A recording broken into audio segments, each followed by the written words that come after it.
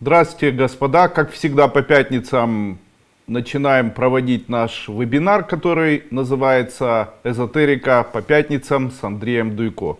Сегодня я постараюсь ответить на ваши вопросы. Слава, посмотри, подключен вот эта коробочка. Итак, быстренько ставим плюсики, чтобы я видел. И начинаем. Сейчас я посмотрю, началась трансляция. Все, началась трансляция, ура. Все, супер. Итак, сегодня я отвечу на те вопросы, которые вы задаете мне. У нас трансляция идет только в YouTube. И для того, чтобы данная трансляция была распространена, я очень рекомендую поставить лайк и поделитися где-либо в социальной сети. Итак, сейчас я перехожу. Ой, все, подключено. Итак, Ольга Олейник. Добрый вечер, уважаемый Андрей Андреевич. Благодарю вас за помощь. Спасибо. Слушала и читала мантру Манипхадр для поиска работы. Успешно, используя совет ключ на поясе носить. Ключ на поясе носить — это от проблем, которые связаны с чем? Если ключ на поясе носится так, чтобы он болтался сзади, то тогда это, по идее, устраняет кровотечение. Если спереди, то ухудшает кровотечение. Но я вас понял. Помогите советами. Мне 60, еще работаю санитаркой, очень устаю. Сейчас оставлю работу, чтобы отдохнуть. Найду ли я после более подходящую? Найдете. Можно ли оставлять? Да, можно оставлять. Вам действительно нужно отдыхать. И врачи настаивают на операцию по поводу недомогания, при котором ключи помогают. Понял.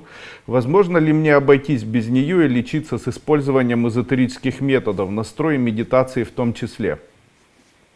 Так, Ольга Олейник. У вас, к сожалению, то, из-за чего появляется то, о чем вы пишете, имеет большой размер. По моему мнению, если ключи вам не помогли, то желательнее всего провести данную операцию. Это будет для вас и безопасно, и быстро, и улучшит ваше общее самочувствие, так как у вас происходит постоянно процессы, которые истощают ваш организм, происходят аутоиммунные процессы, ухудшается общий иммунитет и так далее. Поэтому я бы вам порекомендовал все же с этого начинать.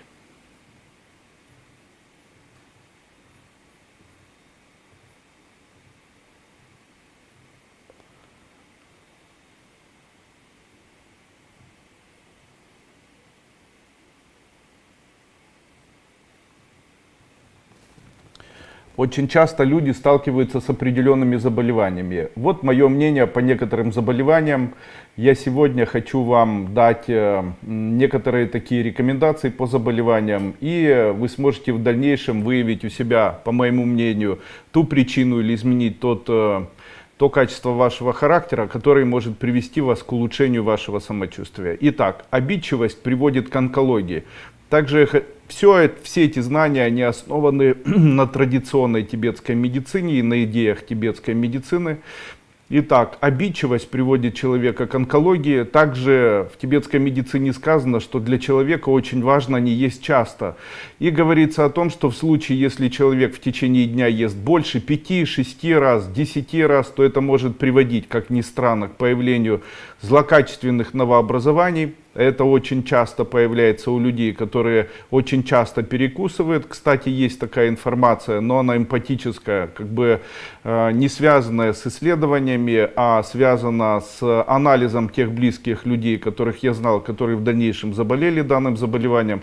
Так вот, большая половина этих людей, которые начали болеть в итоге онкологическим заболеванием, имели предысторию, в ходе которой им назначал гастроэнтеролог питаться через каждые 4 часа. Эти люди упорно с целью помочь своему желудочно-кишечному тракту начинали питаться очень часто.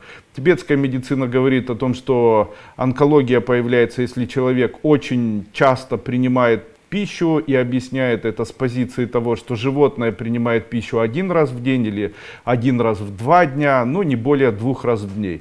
Именно поэтому считается, что тибетская медицина, опять-таки не я, считает, что частые приемы пищи могут привести к появлению опухолевидных новообразований. Еще раз хочу сказать, это мнение не мое, и это идеи, которые связаны с медициной прошлого. Разочарованность приводит к гипертонии, ложь приводит к депрессии, злость к самоотравлению, бесконечное вспоминание о прошлом приводит к заболеванию сосудов, зависть приводит к заболеваниям головы и сосудов головы, самоторможение и гиперответственность приводит к диабету, мечты их нереализация к заболеваниям поясницы, нежелание самому принимать решения к заболеваниям почек, нежелание сосредоточиться на конкретной цели к заболеванию половых органов. Человек, который блокирует свои желания, даже мимолетные, приводит к появлению заболеваний кожи. Жадность приводит к ожирению и запорам. Безысходность к артритам. Одержимость к заболеваниям позвоночника. Ложь приводит к заболеваниям легких и депрессиям. Нежелание нести ответственность к заболеваниям Нежелание нести ответственность за свою жизнь и за жизнь тех людей, которые рядом проживают, приводит к заболеваниям позвоночника и заболеваниям позвоночника шейного отдела. Нежелание признать очевидную правду к опухолям груди и щитовидной железы. Нежеланием любоваться собой как женщиной к нарушению цикла. Переживательность к заболеваниям суставов, страх перед едой к мигреням, страх не нравиться людям к искривлению позвоночника, мысли о сексе или навязчивые мысли о сексе к несварению пищи, мысли о нехватке пищи и денег к заболеванию поджелудочной железы и щитовидной, мысли о любви к заболеваниям щитовидной железы, это когда мысли любит, не любит, нравлюсь, не нравлюсь.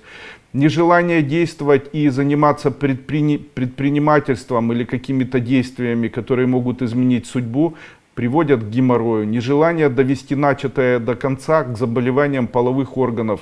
Разочарование в надеждах к воспалению грудных желез у женщин и заболеваниям легких у мужчин. Обреченность и неверие в то, что в жизни может быть хорошо и все может измениться, к заболеванию глаз. Также глаза могут страдать от того, что человеку не подчиняются и его желания не хотят реализовывать. Больные ногти, разочарованность в своих силах и амбициях.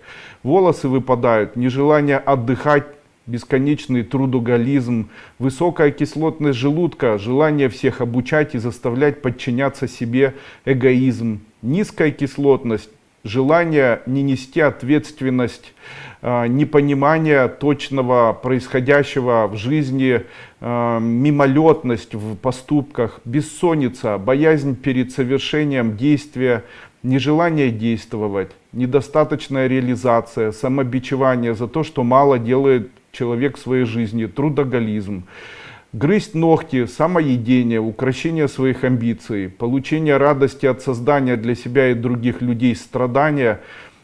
То есть для себя получаешь радость, а когда видишь других людей, стараешься для них создать большое количество страданий, приводит к онкологии. Вот такие идеи, которые связаны с этим. Ну и продолжим.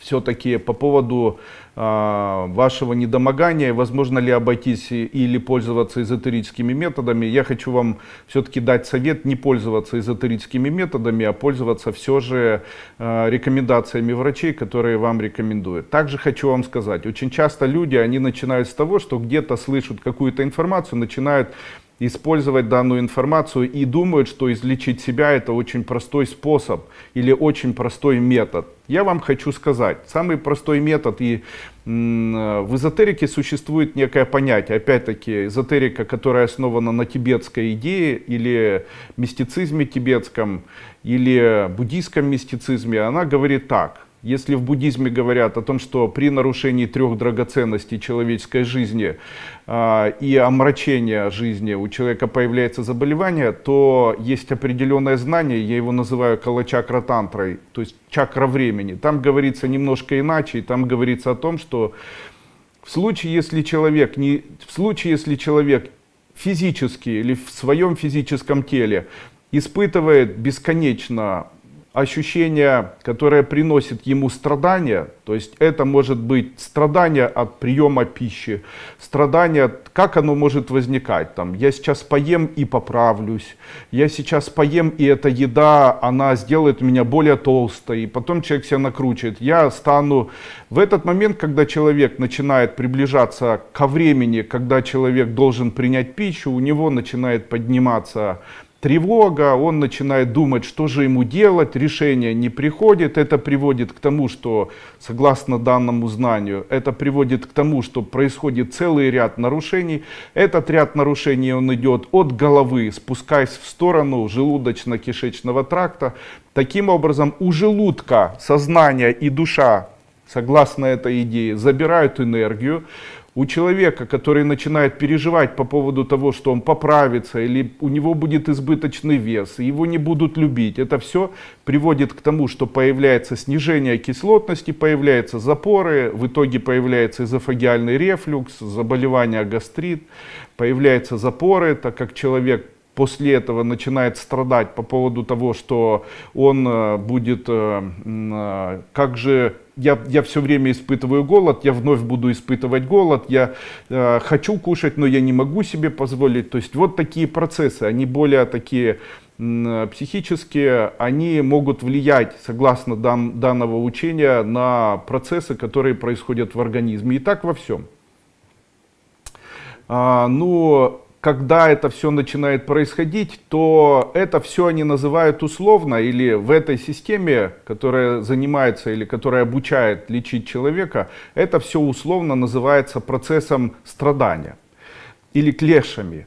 Вот эти процессы страдания, они тоже описаны, их есть 14, которые делятся в свою очередь на расширение этих страданий. Есть страдания, когда человек недополучает, когда человек переполучает, и страдания сознания и души. И вот в таких страданиях, в которых человек находится, условно для европейца это выглядит следующим образом. Если мы страдаем от чего-либо, то это страдание создает заболевание. И каким образом человек должен лечиться? Условно это выглядит так. Слово в противоположность страданию называется радостью. Как человек испытывает радость физическую? Он поел, испытывает физическую радость. Выделяется дофамин в сознании, в голове, в мозге вернее. От общения выделяется окситоцин, всем этим руководит нуклеус аккумбенс, это ядро прозрачной перегородки. Выделяется, работают таким образом у него гормоны, происходят нейрогуморальные какие-либо функции, которые управляются корой и отделами мозга, гормонами нашего тела. Условно это выглядит так. Человек испытывает при определенном действии состояние удовольствия и удовлетворения, которое проявляется в виде синергированного физического паттерна. То есть человек начинает внутренне ощущать, что вот он поел и ему приятно. Если задать вопрос, где тебе в этот момент приятно, то человек говорит: в голове, в теле, у меня расслаблено тело. Или когда человек поспал, то он ощущает состояние приятное. И оно может у разных людей по-разному формироваться. У одного человека это расслабленность, у другого человека это спокойствие, которое выделяется в виде расслабленности. То есть каждое из этих состояний, сформированное в виде синаптического такого объекта, оно может давать человеку ощущение удовольствия и удовлетворения от того, что происходит. Так вот, если рассматривать любое заболевание, то любое заболевание есть накопленные элементы неудовлетворения. И что рекомендует данная система или система целительства? Она говорит вот о чем. В случае, если вы испытываете острую боль, которая находится у вас, допустим, в 12-перстной кишке, то вы должны сосредоточиться на максимальном месте испытывания этой боли. Второе, вспомнить тот момент, от чего вы испытывали самое наивысшее состояние радости и физического удовольствия и удовлетворения. И вот это состояние сублимировать или объединить между собой это состояние радости и удовольствия и перенести его максимально в точку, в которой вы испытываете состояние страдания или испытываете состояние боли. Многократно это необходимо делать с вдохом в том месте, где вы находите состояние радости. Его вы в калачакра-тантре можете находить в своих воспоминаниях, то есть из прошлого доставать, или в настоящем моменте, или вспоминать, как вам было хорошо. Это состояние может быть вызвано физическими компонентами, или духовными, или душевными, то есть там полюбили, любите и это переносите, или вспомнили что-то приятное, а сублимировали, обвели и переносите в то место, в котором вы испытываете боль. Таким образом, найдя это в своей памяти и перенеся в настоящем моменте с выдохом, заполняя то место, где вы испытываете состояние боли или общее состояние страдания, вы фактически аннулируете воздействие данного заболевания, и это вылечивает наше тело согласно вот такой медицине. Какие минусы этого всего? Первое. Человеку чрезвычайно сложно контролировать свои воспоминания. Человеку контролировать свое тело сложно. Человеку переносить что-то, вспоминать, объединять, обводить, подносить туда. И там появятся такие чувства. Вы будете подносить элемент вашего воспоминания или даже чувства радости в то место, которое у вас болит, и оно не будет заполняться. И вам в этом месте нужно будет внутренне иметь силу такую духовную или душевную, которая будет расслаблять это место. И это все создает вот такие процессы, когда само выполнение данной задачи или данной практики чрезвычайно сложно, так как это связано с внутренней концентрацией, с умением управлять своим сознанием, своим физическим телом, своими чувствами и так далее, с внешними факторами, потому что это необходимо делать в чистоте, в хорошем расположении духа, это необходимо делать, когда ты добрый, это необходимо делать долго, что требует еще и концентрацию. И когда человек говорит, я хочу себя полечить, но это сложно делать, это сложно. Лечить себя — это сложная задача. Лечить других легче даже, чем самого себя. Таким образом, когда человек говорит, или полечить себя эзотерически, я всегда начинаю улыбаться и говорю, это самое сложное, что может произойти. Дело в том, что эзотерическое целительство, оно во многом уступает традиционной медицине. Объясню почему. Традиционная медицина — это самый, вероятно, легкий метод, потому что человек приходит, ему дают волшебную таблетку, выпивая которую у человека тут же исчезает боль, или выпивая которую улучшается иммунитет, и организм справляется с заболеванием, или помогает организму справиться с этой болезнью. Это простые методы, понимаете, они не глубинные, а связанные с эзотерикой, они сложные, потому что человеку приходится очень много внимания этому уделять. Ему необходимо сесть, сосредоточиться, переносить, концентрироваться и так далее. То есть это целая такая тяжелая или тяжелейшая медитация. Теперь вы понимаете, как это все устроено, как происходят самые простые принципы помощи другому человеку. Также человек прикладывает руки к другому человеку, испытывает состояние радости и доброты по отношению к этому человеку. И этим именно чувством он и лечит. Как сказано в тибетских пульсациях, там сказано, да и в рейке сказано, что в местах, где происходит передача или лечение человека от определенных заболеваний, необходимо в этот момент по отношению к данному заболеванию и по отношению к данному человеку испытывать ярко выраженное чувство, в рейке сказано любви, а в тибетских пульсациях доброты. Таким образом, если так разобраться, то это одна и та же история. Почему? Потому что доброта — это проявленная любовь. То есть доброта без действия, когда я думаю о человеке и люблю, то это любовь в моем сознании, в моем теле. А когда я проявляю действия по отношению к этому человеку, хочу его покормить, или хочу о нем позаботиться, или хочу ему что-либо купить, это называется проявленная любовь. То есть можно ли сказать, что любовь проявляется, и любовь и доброта являются одним и тем же компонентом? Конечно, любовь в нашем понимании — это чувство, которое возникает в человеке, а доброта — это проявленное действие по отношению к другому человеку. Наверное, ответил. Алина Фабристи. Здравствуйте. Стоит ли мне ехать в Германию к парню после того, как он уедет? Ну так он, если еще не уехал, что ж вы об этом думаете? Что ж вы с одной головы в другую? И смогу ли я там легально прибыть или нужно делать визу? Смотрите, вы так много всего нафантазировали, а он ничего никуда не уехал. Хочу вам дать совет. В случае, если человек думает о чем-либо, то он думает так. Он уедет туда, это одна задача, он там устроится, другая задача, я поеду к нему, третья задача, а у меня будут проблемы с документами, четвертая, чем я смогу там заниматься, пятая.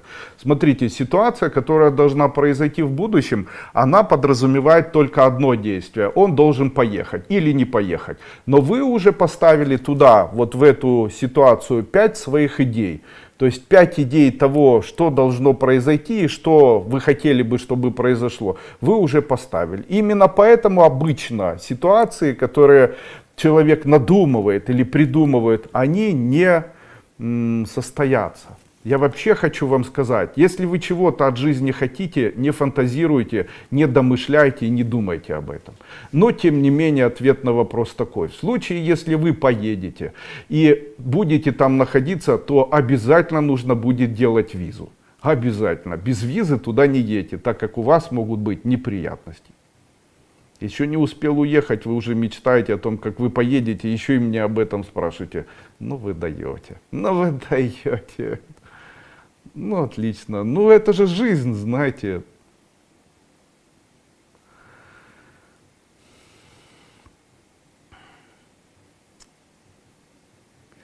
Аленушка, добрый вечер.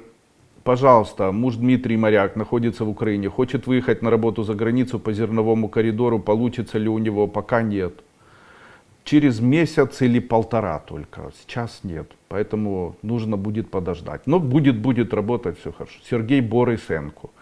Доброго вечора. 2 роки застряг в несправедливих судових тяжбах. Підкажіть, яку мантру читати, що робити, дуже вдячні. Необходимо выполнять следующий обряд. Ставите перед собой на расстоянии вытянутой руки свечу. Свеча должна быть восковой и желательно желтого цвета. Также я не рекомендую покупать в церкви свечи, так как очень часто для того, чтобы избежать возможности дополнительных трат, часто свечи, которые находятся в церкви, их перетапливают. То есть огарки, которые появляются, их сбрасывают в ведерко, потом переплавляют, это все добавляют в небольшом количестве в новый воск и делают вот таким образом свечи. Такими свечами я не рекомендую пользоваться, так как это может привести к появлению таких мимолетных, ну и, как правило, чувственных неприятностей. Никогда не нужно покупать особенно большие толстые свечи, особенно темного цвета в церкви. Покупайте обычные свечи. Кстати, можно приобрести свечи, которые продаем мы у нас в моем магазине duiko.market.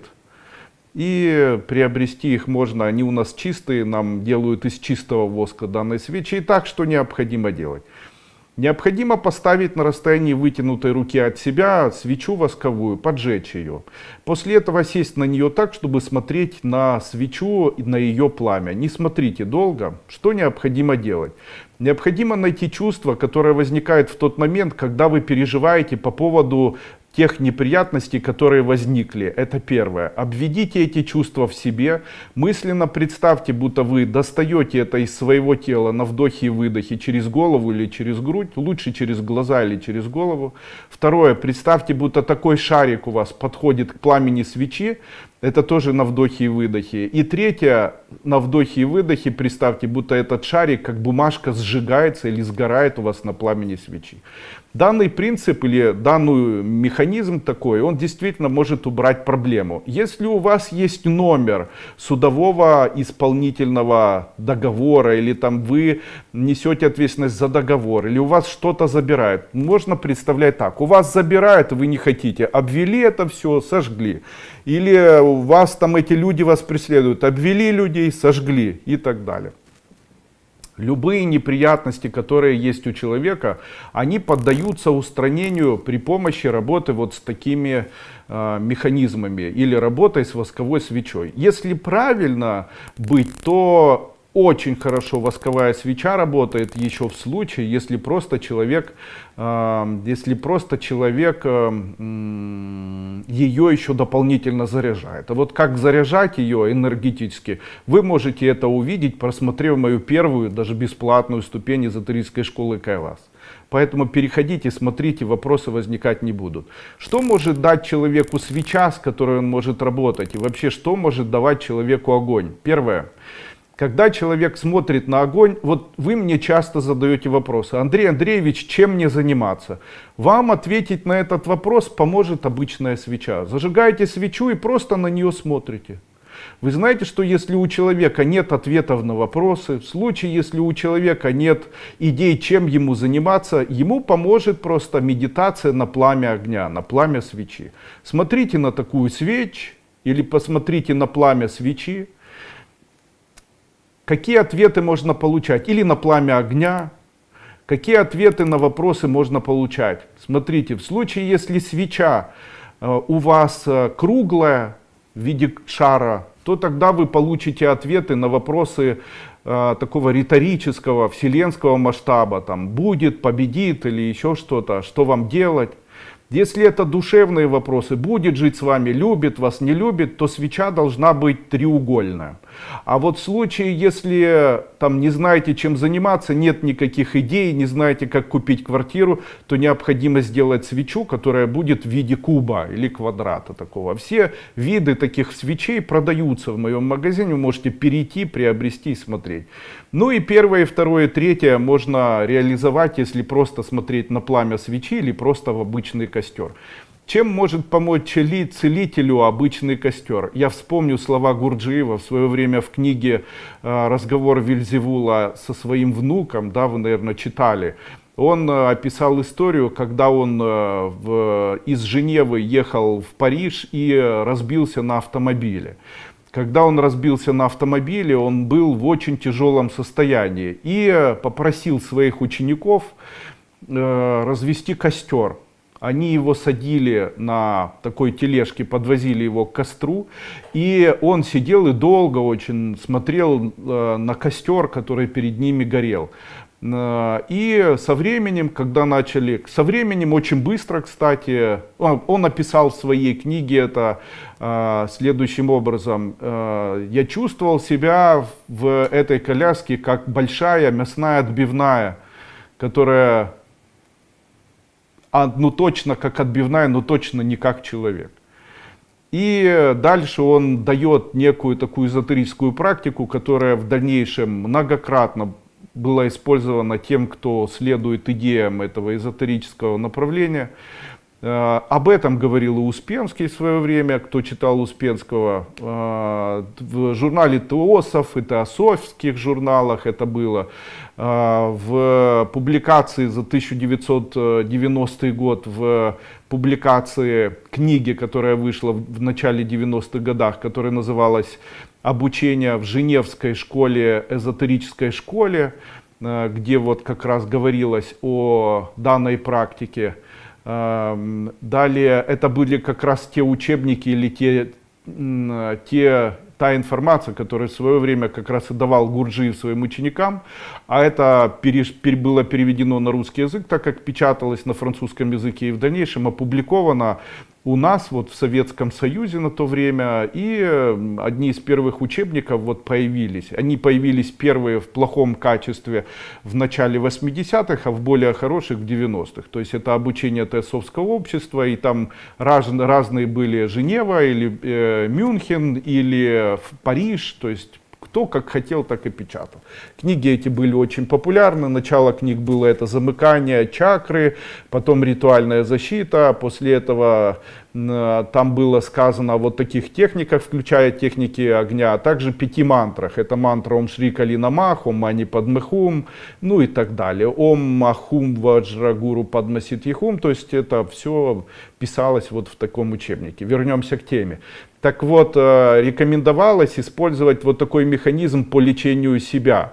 Гурджиев говорил, что он делал. Он говорил: я представлял, будто я вхожу в этот костер, как живое существо, и сгораю в этом костре так, что остаются одни кости. Когда остаются одни кости, то он представлял, будто кости сделаны из металла и нагреваются, подобно тому, как будто они начинают как металл светиться в данном огне. После чего на вдохе он представлял, будто такие кости в виде скелета обратно входили в такого человека. Он делал при этом вдох и выдох, первый цикл заканчивался. Я могу сказать, что да, действительно, такой метод помогает человеку быть более здоровым и вылечивать заболевания, которые связаны с заболеванием опорно-двигательной системы. Почему-то механизм нашего авторегуляции в организме, он может каким-то образом быть экзотерически, то есть внутренне регулируемым для нас. И вероятнее всего наша психика, она имеет определенные ресурсы, которыми человек вот такими аутосорсингами, такими идеями или такими методами может каким-то образом регулировать огромные или глобальные процессы в своем организме. Так, допустим, Гурджиев сказал о методе, при помощи которого можно было восстанавливать вот такие заболевания, которые были связаны с переломами. Я могу рекомендовать, я считаю, что такие методы могут помочь человеку справиться с заболеваниями опорно-двигательной системы. В тибетской тантре сказано о том, что позвоночник является элементом золота, поэтому в случае, если мысленно в позвоночник заливать золото, образуя такой золотой столб, то вылечивается позвоночник. А вот, допустим, в той же тантре сказано о том, что человек — это некий прообраз двух элементов. Это прообраз элемента воды, который находится под человеком. Сам человек состоит из земли, и над человеком находится солнце. И там, значит, в этой тантре говорится о том, что человек с внешними любыми поражениями, которые есть у человека, может избавляться от ряда заболеваний, используя механизм, при котором он должен представлять, будто там кожа или кости, или сердце больное, или что-либо там рвется, и он это залепливает, подобно тому, как будто использует человек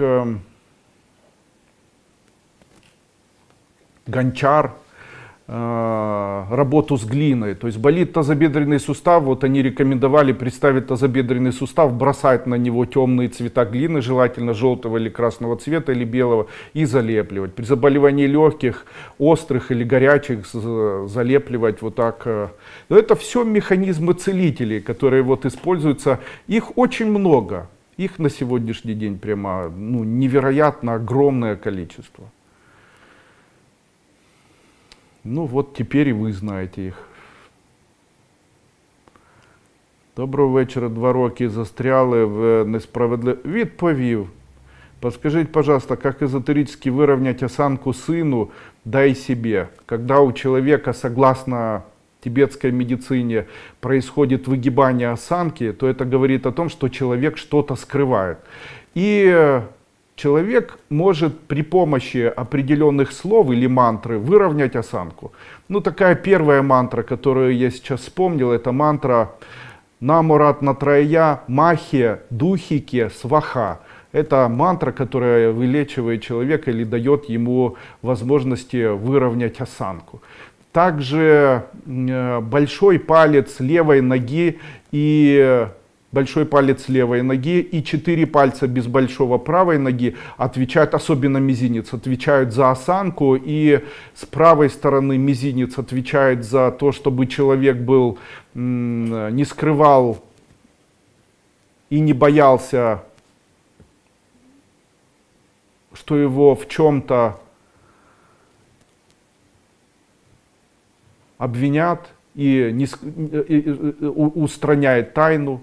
И вот в этой тибетской медицине говорится, что наша темечко или наш верх головы связан с большим пальцем левой ноги, а наш хвостик или последний отдел нашего позвоночника связан с мизинцем правой ноги. И они рекомендовали большой палец на левой ноге смазывать хной или любым темным красителем, ну желательно красного цвета. И точно так же делать вернее, мизинчиком на правой ноге. Поэтому один из методов таких уникальных, очень простых и смешных заключается в том, чтобы просто смазать большой палец на левой ноге и мизинчик на правой ноге обычным раствором хны. Ну и ничего в этом страшного все равно никто не видит. Можете посмазывать, это скорее всего выровняет осанку.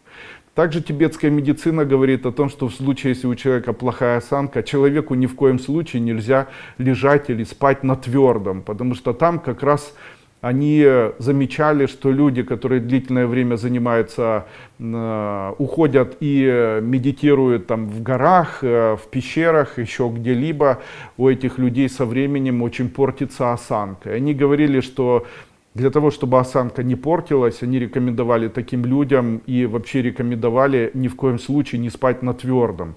А вот у нас, особенно в публикации были в свое время в разных журналах, в периодической прессе, особенно в «Огоньках», там в «Здоровье», там говорилось о Кирьянове, по-моему, который говорил о том, что необходимо спать непременно на твердом. Очень зря. Это действительно портит осанку.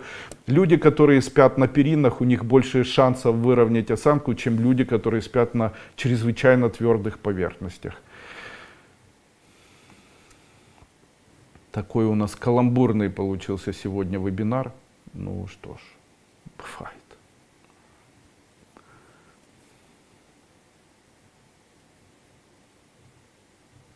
Сейчас открываю вопросы ваши.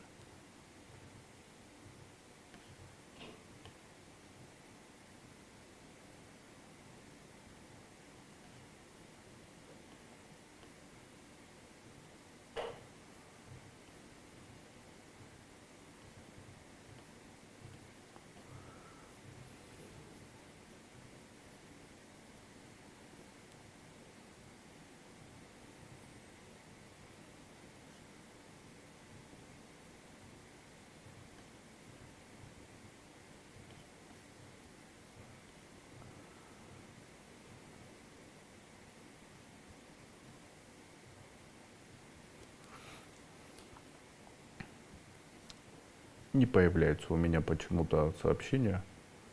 Почему-то не появляется.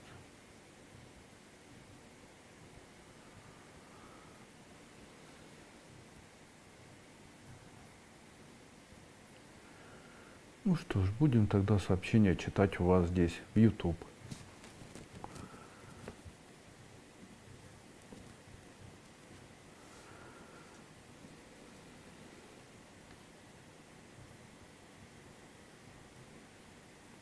Андрей Андреевич, как продать недвижимость? Существует код. Один из кодов звучит так. Завахим на вдохе и пта на выдохе. Завахим пта. Смотрите, в чем проблема, когда вы не можете что-либо продать. Не можете продать недвижимость, или не можете продать квартиру, или автомобиль, или что-либо еще. Это связано с тем, что тот человек... Обычно, вы же знаете, что если один человек продает, то у него есть желание продать. А другой человек, который покупает, у него есть желание приобрести. Так вот в чем проблема. Когда человек продает, то он продает, потому что ему это не нужно. Вот, допустим, у меня есть тонна черешни. Мне тонна черешни не нужна, поэтому я переизбыток этой черешни хочу продать. А тот человек, который покупает, у него нет никакой черешни. И именно поэтому он хочет эту черешню купить. Ну, это как бы само собой подразумевается. А теперь, какая ошибка совершается у людей? Смотрите, тот, кто хочет продать, условно, хочет продать что-то ненужное. А тот, кто хочет купить что-то нужное ему. Но дело в том, что это одна из самых важных ошибок. Когда человек живет в своей квартире или когда человек продает свою машину, то он продает очень часто, потому что ему это надоело, и он уже к этому относится плохо. И вот смотрите, как выглядит. Когда я продаю черешню, то я ее люблю, я ее продаю. И я ее люблю, я бы ее хотел не продавать, но ее у меня много. А когда человек продает квартиру, то очень часто он ее не любит. Она ему надоела, и он продает ее как ненужное. А человек покупает и хочет купить как нужное. И получается, они сталкиваются. Один продает ненужное ему, и второй должен купить как ненужное ему. А так не получается. Найти человека, которому не нужна квартира, который выложит за нее много денег, сложно. Таким образом, что нужно делать? Нужно полюбить то, что вы продаете. Полюбить. Каким образом? Я часто даю эту практику, прям очень часто. Подходите к автомобилю, который вы должны продать, и начинаете говорить: ты такой хороший, такой красивый, и начинаете ему петь, этому автомобилю, дифирамбы, или петь своей квартире дифирамбы, или петь своему товару. Прямо садитесь вот так рядом с ним и говорите: и колеса у тебя красивые, и руль такой хороший, и сверху ты черненький, и внутри ты беленький, если вы там продаете квартиру, и подоконник красивый, и потолок хороший, и мне так было здесь хорошо, и я вот здесь купалась, мне было хорошо, вот здесь я мылась, а вот здесь готовила кушать, вот здесь мы сидели и радовались, и нам было тепло, и мы здесь просыпались и засыпали, и так всем было хорошо и тепло, и здесь обнимались, и дети приезжали, и такая родная, такая хорошая, я тебя так люблю. Но я уже буду, я тебя люблю, и уже собираюсь покупать другую квартиру. И вот эта энергия, она и есть созидательная. Потом, когда человек приходит, то он хочет купить. Он хочет купить как что-то нужное, а оно для вас нужным было. И эта история, она и есть той историей, которая продает. Я часто говорю эти слова. Мир устроен по принципу не того, что мы хотим с нами происходит.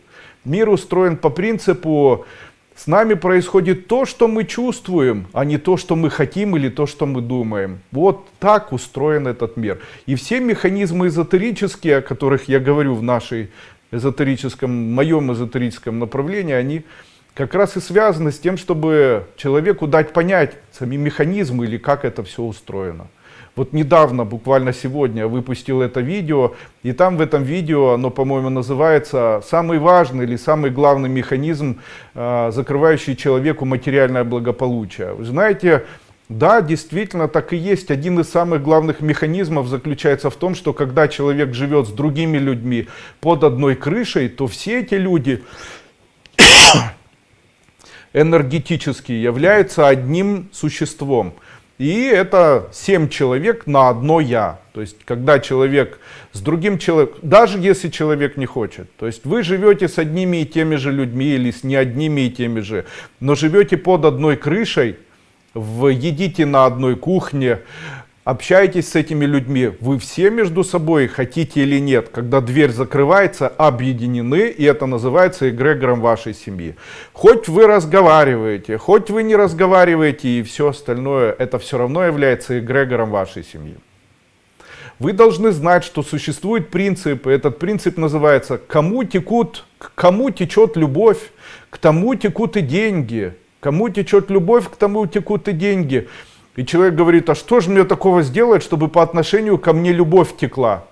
А ответ заключается в том, что те люди, с которыми вы живете, это люди, фактически вы и есть. Энергетически вы и ваша теща, которую вы ненавидите, или вы и ваша свекруха, которую вы ненавидите, или вы и ваша там жена или ваш муж, который там толстый, сопит, и вы его ненавидите, или ваши дети, которые вас бесят, вы с ними являетесь одним целым. Вы и они, живущие под одной крышей, являетесь одним существом, одним я.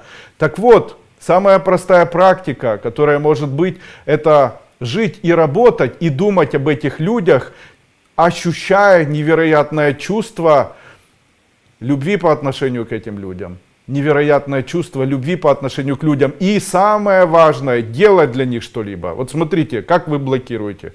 Вы бурчите за столом, ненавидите этих людей, делаете им претензии, постоянно какие-то замечания, постоянно грызете этих людей. Начинаете со слов: а ты не так, а то не так, а я сказал, и так. Какая вам разница? Все о вас никто не знает. Поэтому, когда вам говорят, а ты, вы все равно должны знать, что вы ни при чем. Это мнение человека. Чего вы заморачиваетесь по этому поводу? Ну, сказал вам, что вы некрасивая, но он не умеет видеть красоту другую. Кому вы не нравитесь, у того нет вкуса. Но когда вы делаете претензии, когда вы делаете замечания, когда вы грызете, когда вы материте, когда вы ненавидите, когда вы пшикаете, вы в этот момент блокируете возможность материального благополучия. Да. Вам нужно найти в себе силы духовные для того, чтобы это не делать. Знаете, как с этим оставить себе хоть одно перо, как говорил в свое время попугай, который ему говорили, будем тебе перо вырывать в тот момент, когда ты материшься. Ну и когда смотришь на семьи, начинается это так. Человек живет сам, допустим, у меня нет семьи, я живу сам с собой, то что происходит? Нет радости никакой, вы для себя ничего не делаете. А какая радость может быть, как можно для себя что-то делать?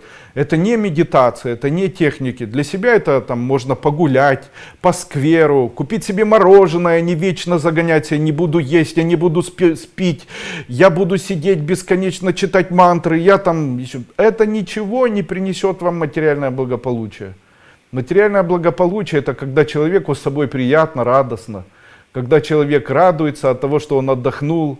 Когда человек днем лег поспать, проснулся и говорит, ай, как я поспал, как мне приятно, поставьте тире, это принесет вам материальное благополучие. Пусть спят все, кто с вами живет в одной семье. Муж пришел с работы, лег и спит, не дергайте его, наоборот, укройте и погладьте. Скажите, ты мой котик, пусть он наконец-то испугается, будет думать, что вы хотите, чтобы он вам шубу купил.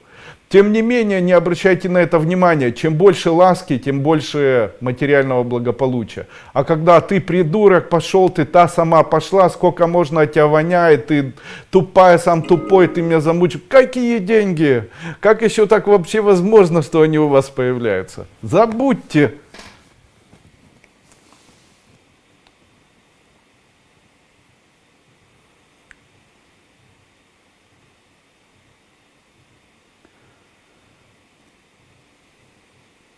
Скажите, пожалуйста, как сделать красивый высокий голос? Нужно взять мячик, и этот мячик поставить между колен и сжимать очень сильно этот мячик коленями. Смотрите, чтобы был голос низкий, нужно растягивать что-то, а чтобы высокий, нужно коленями что-то сжимать. Вот таким образом. Сергей Бабчук. Здрасте, Андрей Андреевич. Скажите, пожалуйста, у меня еще будут переезды в жизни, да?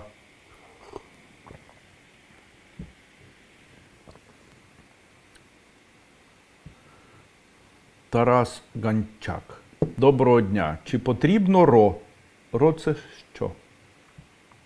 Татьяна Белоруссис. Добрый вечер, Андрей Андреевич и всем участникам вебинара. Добрый. Да что ж не открывается у меня... Не открывается у меня вот здесь. Открылось. Ура! Мистекво Уман. Уважаемый Андрей, спасибо, пожалуйста. Записалась на вебинар по подключению к индийским богам. Расскажите о нем подробнее. Когда человек... Это не семинар, это такое прямое подключение. И вот что оно дает.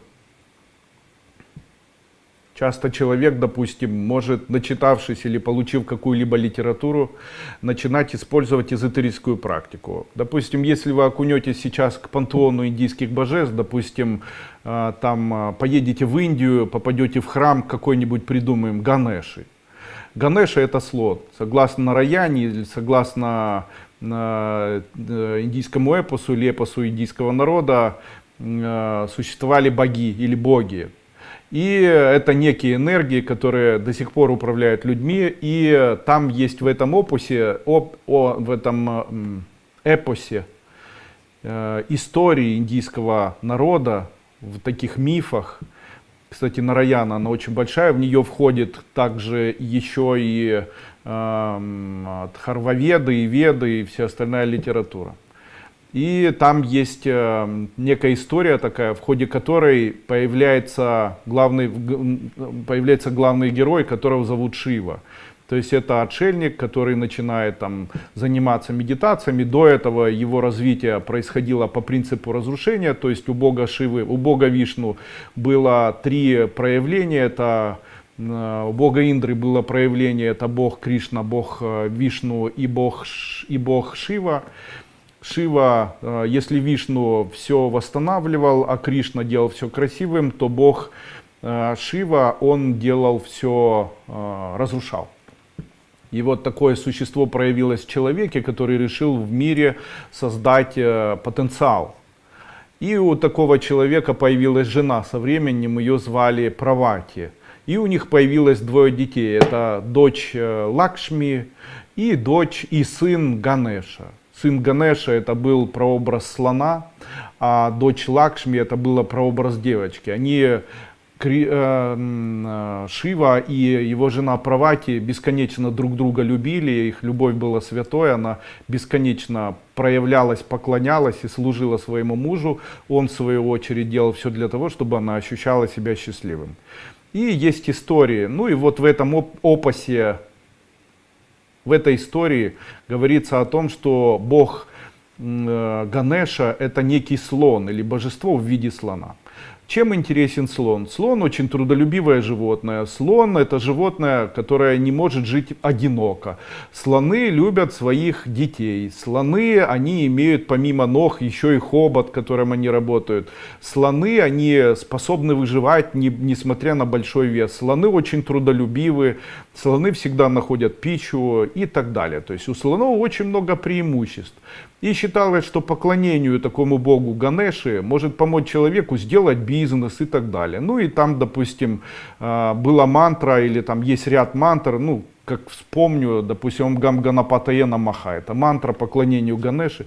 И вот человек начинает думать, он нашел мантру такую Ганапати, или нарисовал даже символ Ганапати, и начинает такому символу поклоняться, и начинает произносить славу Гам Ганапатае Намаха, и даже представлять слона в сияющих таких одеждах, как, допустим, описано в какой-либо тантре индийской, или там в какой-либо храм вы пришли, там видите слона Ганапати и так далее. Но здесь нужно узнать, и очень часто люди начинают поклоняться, а ничего не происходит. Я часто это вижу, когда люди читают мантру денег, или начинают читать мантры защитные, или начинают читать мантры, или поклоняться каким-либо божествам индийского пантеона и так далее. Но ничего не происходит. Почему? Потому что человек обычно хочет, потому что это ему нужно. Ему нужно. То есть вам нужны деньги, вы поклоняетесь Ганеше. А тут вопрос такой, а ему это нужно? А ему это нужно? Кому? Ганеше.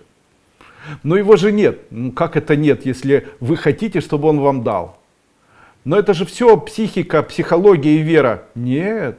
Это работа с эгрегорами, которым тысячи лет, десятки тысяч лет.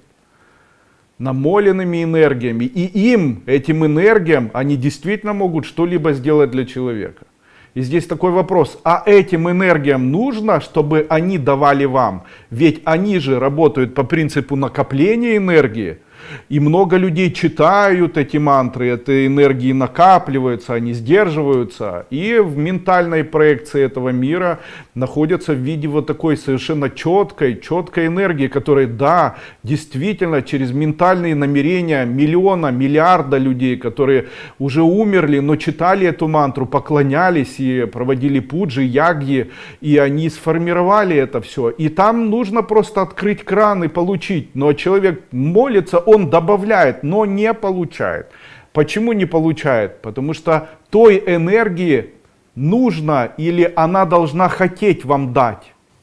Она должна хотеть вам дать. Она должна хотеть вам дать, если Ганеша, деньги, материальное благополучие. Если Лакшми, там возможности предпринимательства. Если Баладжи, то сумасшедшую энергию и здоровье, и везение.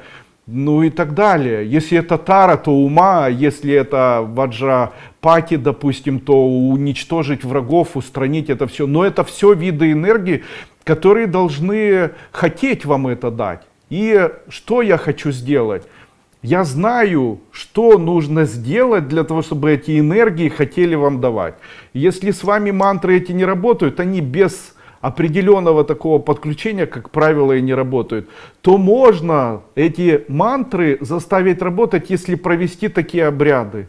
Это обряды, которые называются прямое подключение. То есть эти энергии хотят давать. Поверьте мне, это не связано, я сейчас скажу, как это выглядит. Ну, это утрировано и очень, условно. Вот то, что я скажу, утрировано и условно.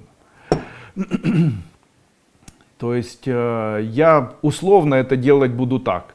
То есть я буду представлять, будто я нахожусь во дворце небесных драгоценностей. То есть я представляю, будто я сам растворился, меня нет, и нахожусь в зале огромном, в котором есть купол там определенный. И я призываю, говорю, пусть божество, допустим, Лакшми проявится. Представляю максимально божество Лакшми в виде всех атрибутов Лакшми, то есть определенные атрибуты должны быть.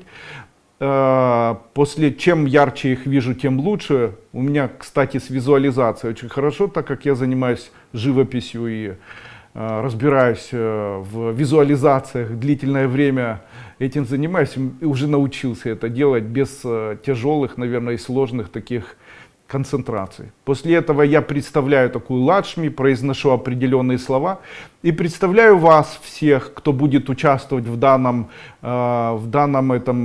вебинаре, и представляю, будто в левом глазу вы и у нее любовь, в правом глазу вы и у нее любовь к вам, в правом ухе вы, в левом ухе, в сердце Лакшми вы, в груди, в крови, в теле, и на коже, и перед ней. И куда она ни посмотрит, всюду вас видит, и вверх посмотрит вас, и налево, и вправо, и вниз всюду посмотрит, и будет видеть, и будет вспоминать вас. И после этого я поставлю программу, чтобы это длилось на протяжении многих лет. И так со всеми вот 22 божествами, которые есть в наличии вот такого, еще и специальными кодами. И это называется прямое подключение. Вы его получаете и после этого начинаете читать данные мантры, допустим, если вы хотите. Но я мантры дам в виде кодов. Это код, состоящий из 2 слогов. Ми-га, допустим. То есть вы представляете или ставите изображение Ганеши, на вдохе произносите ми, на выдохе га, и увидите по-настоящему, как это будет работать. Но самое интересное будет вот что. Когда вы поедете, допустим, в Индию, там, в Нью-Дели, и посетите храм, который посвящен Ганеше, он обычно, по-моему, по четвергам и вторникам работает с 11 дня до 4 вечера, и можно приехать в такой храм и просто получить просад или там подойти к тому человеку, который занимается ягьей, то есть он там возжигает что-то, у него Ганеш, он его моет, проводит ягью, и вы получите, допустим, этот человек поставит вам тилаку, и вы возьмете от него просад и съедите его, и после этого выйдете из этого храма, и вот тогда по-настоящему вы увидите, что такое, когда начинается пруха с деньгами. Но я убеждаю любого человека, как бы вы ни стремились и что бы вы ни делали, даже если вы будете столетиями читать эти мантры, у вас не получится получить такого прямого посвящения. Вот прямо убеждаю. Потому что настоящая магия начинается с того момента, когда человек, у которого есть возможности, по-другому они называют посвящение к этому, чтобы передать эти энергии, может помочь другому человеку. А потом начинается вот что. Люди говорят, да что же ему так везет? Да что же такое вообще у него так все хорошо получается? Знаете, у меня часто это, очень часто. Я даже перестал общаться с людьми. Почему? Я делаю шаг вперед и 100 вперед, а люди делают шаг вперед, 100 назад. Почему? Я читаю мантру, она со мной работает. Почему? Я что-то знаю, потому что я занимаюсь эзотерикой. Ну вот так, и я вас к этому, такое посвящение или такую дхарани мне в свое время передали тоже. И до момента, пока тот, кто передал, был жив, я не имел права это делать. На сегодняшний день этот человек уже не жив, и я имею право это делать, но не передавать. А когда мне будет возраст, там, допустим, там 60, 70, 80, и я буду чувствовать, что пора заканчивать, то, скорее всего, я объясню, как я это делаю, и создам прямую передачу, и передам это следующим своим, наверное, ученикам, или там детям, или еще кому-либо. Ну, продолжим. Скажите, я ответил на вопрос подключения к индийским богам. Какое здесь основное слово? Основное слово это подключение.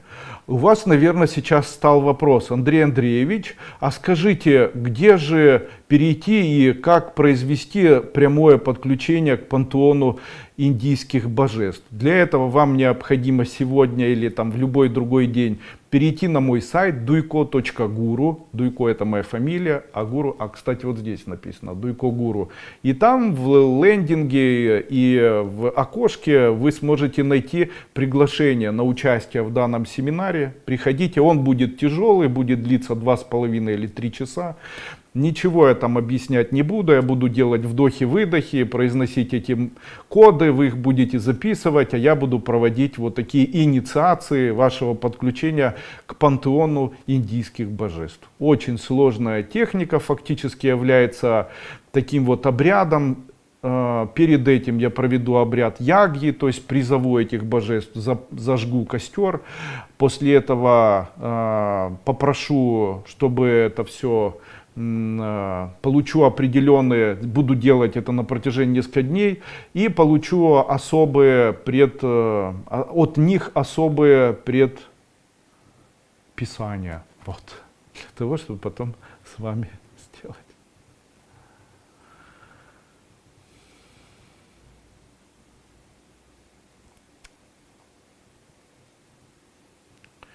Алина Фебрити. Стоит ли мне ехать в Германию? Ответил же, да, вроде бы как. Ну и давайте, у нас заканчивается уже наш вебинар. Прекрасным, по-моему, получился вебинар. И быстро ответы на вопросы. Добрый вечер, Андрей Андреевич, спрашивает Мирин Бар. Стоит ли покупать ресторан мужу? В этом году не стоит, но в дальнейшем да. Дело в том, что сейчас он, скорее всего, не сможет это потянуть. Хотела поступить в магистратуру на психолога. Стоит? Конечно. Психологическое образование – великолепное образование. Алла Примак. У меня проблемы с хозяевами, где снимаю жилье. Как быть? Искать другое? Да. Марина Калашникова. Всем добрый вечер. Здрасте.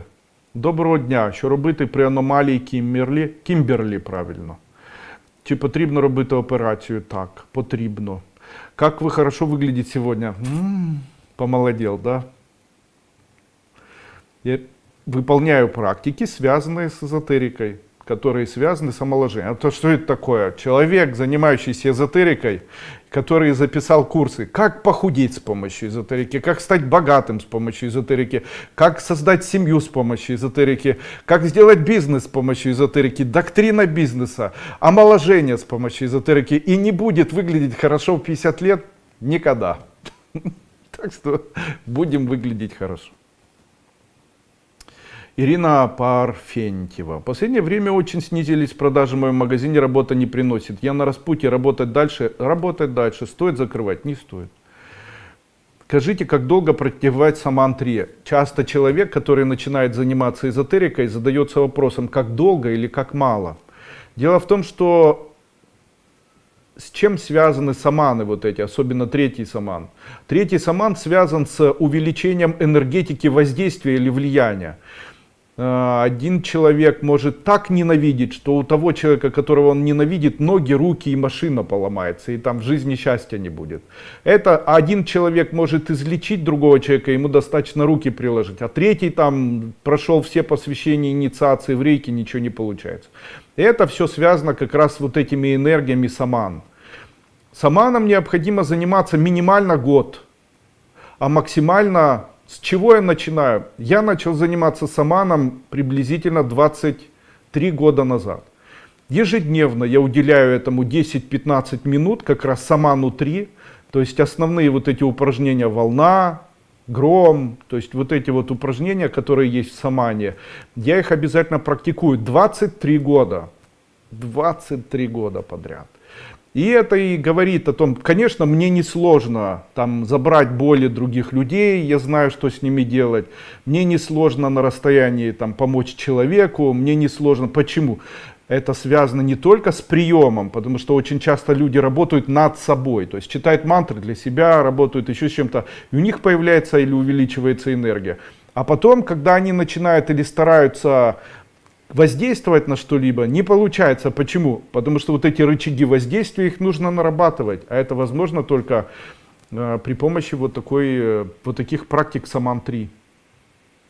Снежана, в какой сфере я реализую? Все, что связано с красотой. Поп-лоб, здравствуйте, хочу поменять работу, менять или остаться на этом, менять. Татьяна Бонд, ставьте, пожалуйста, поддержки. Ставьте поддержки, спасибо. Спасибо большое за знания, пожалуйста. Артем Галич, счастья всем. Так приятно. Большое спасибо, у моего папы онкология. Вы давали прекрасную практику посвящать свое горе и эмоции на пользу. Можете, пожалуйста, как лечить онкологию? Берете спичку и представляете, будто вы зажигаете в месте, где находится опухоль, спичку. Когда спичка догорает, прикасайтесь к этому месту и бросайте в воду. Также мысленно представляете, будто как лечат онкологически больного человека. Садитесь, представляете папу. Вот у него онкология там верхней части левого легкого. Вы представляете, вот делаете вот такие движения, представляете, будто там зажигается спичка и гаснет, вы ее выбрасываете. Так. Или вот таким образом. Делайте так 108 раз или 3 раза по 108 раз. А если много отделов, то представляете, будто... Дело в том, что нужно представлять тогда не спичку, а факел. Сначала там в отделе легких, потом в отделе, где метастазы и так далее. Либо второй вариант человека, представляете, будто он весь... чем заканчивать практику? Когда так сделали 108 раз, 3 раза в день. Кстати, там есть мантра. Это мантра «Я» на вдохе и «Хер» на выдохе. Яхер, яхер. Можно яхер на вдохе, яхер на выдохе. И вот так представлять, будто спичка там зажигается и тухнет, зажигается и тухнет. Вот так это называется работа через... Это называется метод работы с вселенской кислотой. Вот так. Да, через или используя метод кислоты. Вот эта спичка, это ментально кислота. Кислота. Нельзя представить, будто это большой факел. Так сложно и так неэффективно. А вот если спичка, то хорошо работает. Можно ли посвящать, как правильно посвящать слезы? Садитесь, ставите руки вот так и говорите, начинайте плакать и говорите, пусть выздоровеет, пусть все будет хорошо, посвящаю свои слезы его выздоровлению и так далее. Отмаливаете. Эли Киджунине, Чиджунине. Подскажите, работал виртуальный скажите, пожалуйста, работал бы виртуальный алтарь, созданный с музыкой и с картинами богов? Вся особенность, она связана с тем, что без участия, чувственного участия человека сделать что-то невозможно. Я, знаете, много лет пытаюсь обойти эту идею, но, к сожалению, ничего не происходит. Я вынужден даже использовать личную или персональную энергию даже для поддержания шумов. Вот люди шумы покупают у меня, и я каждый год ставлю программу для того, чтобы это было эффективным. Почему? Без чувств никуда. Получается, если там нет чувств, то тогда ничего не происходит. Самая сильная энергия у человека — это энергия его чувств. И развивая такую энергию, развивая эмпатию у себя, развивая особенности управления сознанием, чувствами, душой, развивая ваджарный котел, атман, у человека возникают в дальнейшем вот такие способности. Чем отличались самые великие мудрецы этого мира, которые показывали невероятные потенциальные, даже не фокусы, а проявления в своей жизни? Они были связаны с одним качеством, которое было у них выражено перед всеми остальными. Девраха Баба, Шива, Сатья Сай Баба, там Иисус Христос, там Пайлот, дальше знаменитые духовные наставники и так далее.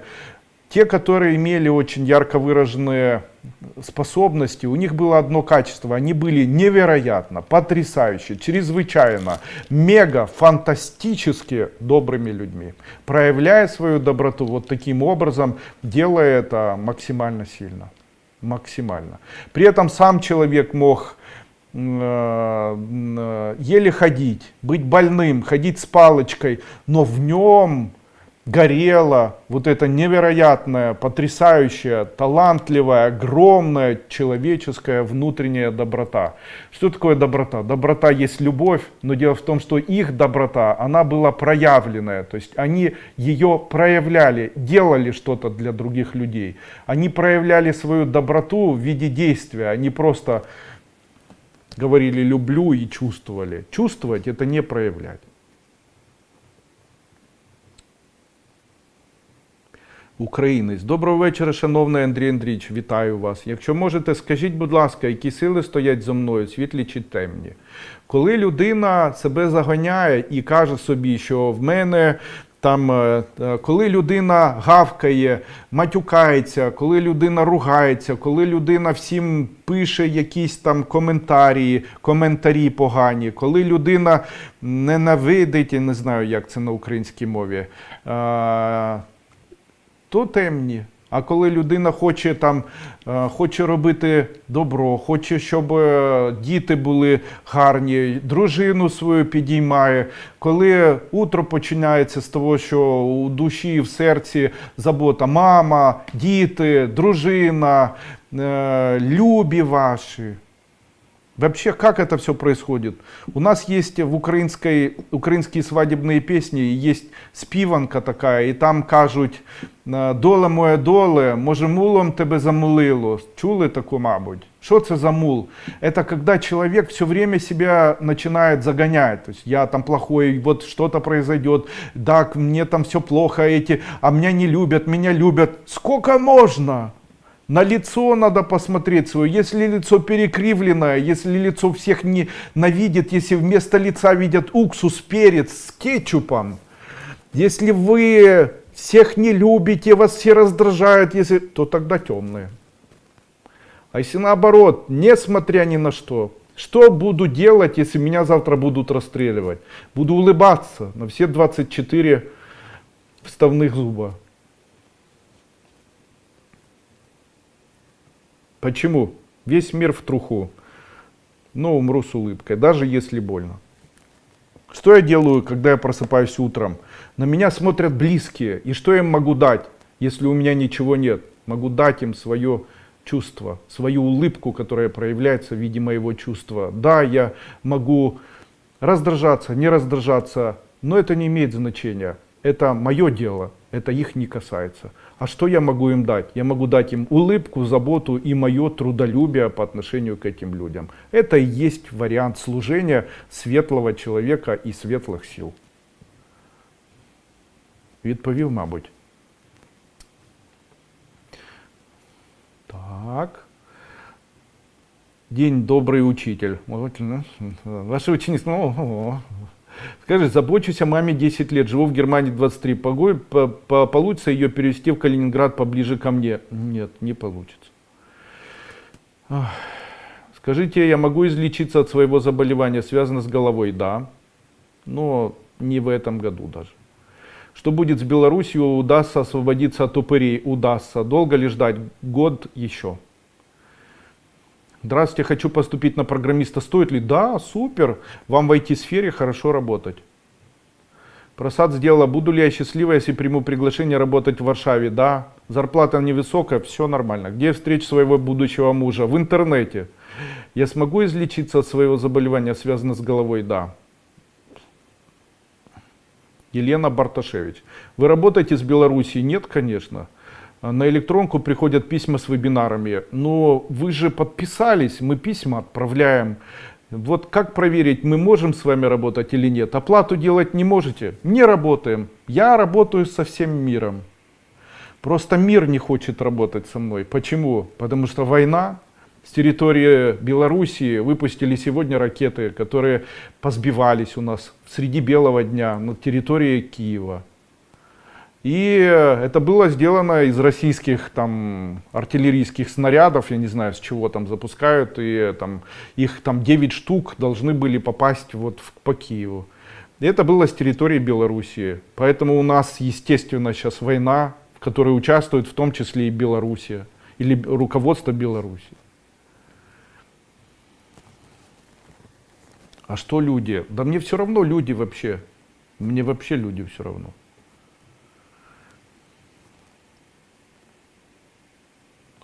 Андрей Андреевич, как вы знаете ответы на все вопросы? Есть люди, которые не могут запомнить, а есть люди, которые не могут забыть. Вот есть такая аномалия, когда человек не может забыть. Это обо мне. Стоит ли мне сдавать квартиру на юге или стоит продать? Почему-то не получается сдать надолго. Стоит сдавать, не продавать, и потом будете жалеть. Подскажите, в деревне бабка Марья напоила моего брата пивом. С тех пор он пьет почти каждое пиво. Как вылечить? Найдите лечение алкоголика, эзотерика и пройдите такой семинар. Или Сангая, лечение алкоголизма, такое тоже есть. И работайте. Как здорово, что нашла вас как моего учителя. Учителя меня имеют право называть только ученики школы Кайлас, которые прошли первую ступень школы.